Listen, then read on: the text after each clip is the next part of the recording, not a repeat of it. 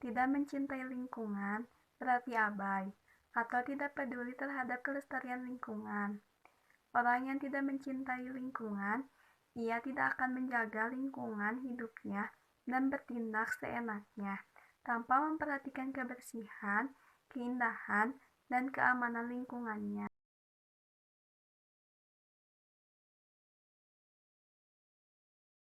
Sebagian besar akibat dari lingkungannya rusak adalah munculnya bencana, seperti banjir, atau bisa juga timbulnya penyakit, kepunahan sumber daya alam, dan lain sebagainya.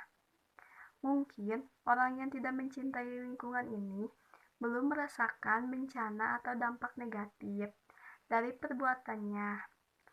Mereka egois dan tidak memikirkan kehidupan masyarakat lain yang justru menjadi korban atas tindakan mereka yang tidak memperhatikan dan tidak mencintai lingkungan hidupnya. Di sisi lain, kurangnya kesadaran yang seharusnya dipupuk sejak dini mengenai betapa pentingnya menjaga dan mencintai lingkungan.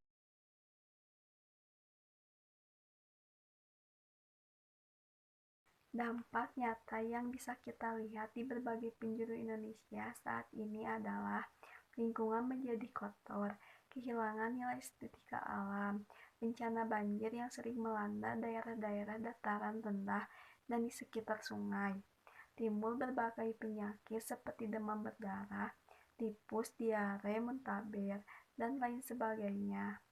Lalu, kepunahan atau kelangkaan sumber daya alam dan dampak negatif lainnya, apalagi dampak untuk kehidupan manusia ke depannya.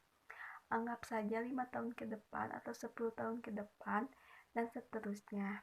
Sebenarnya dampak negatif dari tidak bisa mencintai lingkungan ini bukan hanya dirasakan oleh manusia, melainkan oleh seluruh komponen makhluk hidup, misalnya biota laut, sungai, flora dan fauna di darat dan di udara. Dan ujung-ujungnya manusia juga dirugikan.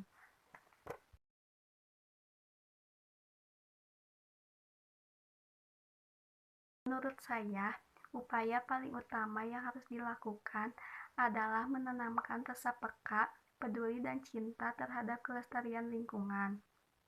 Menghilangkan sifat egoisme dalam diri dan harus mulai memikirkan orang lain yang mungkin seiring merasakan dampak negatif dari kerusakan lingkungan.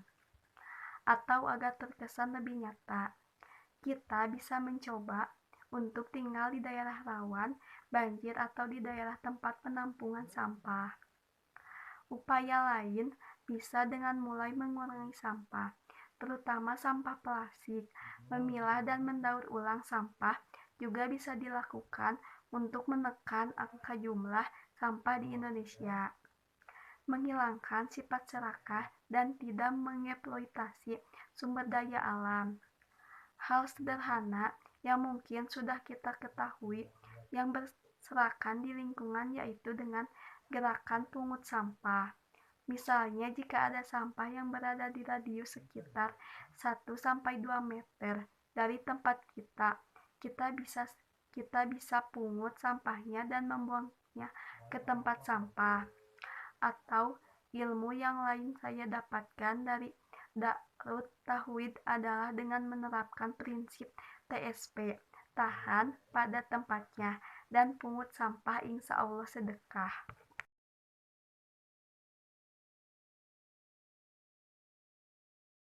Mungkin dalam hal ini tergantung dengan tindakan apa yang dilakukan oleh seseorang.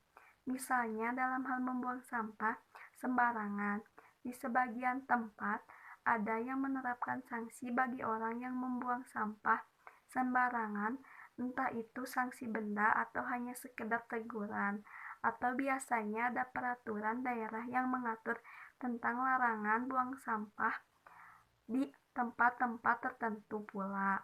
Tapi banyak juga tempat-tempat yang tidak menerapkan sanksi atau peraturan hukum bagi pelaku yang buang sampah sembarangan.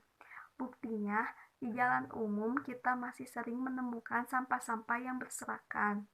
Biasanya bungkus jajanan anak-anak. Mungkin karena tidak adanya hukum yang tegas, Masyarakat bisa seenaknya membuang sampah